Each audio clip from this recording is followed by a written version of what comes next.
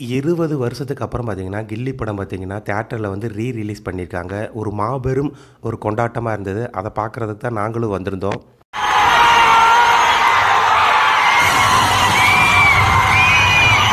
வேலு, இந்த இடம் எங்க ஏரியாடி? மாட்டியா?